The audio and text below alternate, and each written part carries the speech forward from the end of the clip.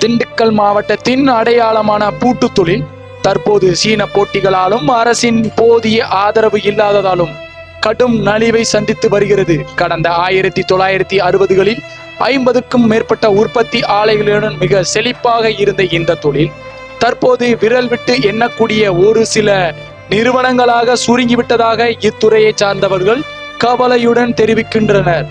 மலிவு விலையில் சந்தைக்கு வரும் சீன பூட்டுகளின் ஆதிக்கம் ஒருபுறம் இருக்க, பல ஆண்டுகளாக தங்களுக்கு இழைக்கப்படும் அலட்சியம் தங்களின் வாழ்வாதாரத்தை பாதிப்பதாக உற்பத்தியாளர்கள் கூறுகின்றனர். தற்போது நடைபெற உள்ள தேர்தலையொட்டி புதிய அரசு தங்களுக்கு தேவையான அவசரகால உதவிகளையும் நவீன தொழில்நுட்ப வசதிகளையும் செய்து கொடுத்து பாரம்பரியமிக்க இந்த தொழிலை காப்பாற்றும் என்ற நம்பிக்கையில் திண்டுக்கல் பூட்டு தொழிலாளர்கள் காத்திருக்கின்றனர்.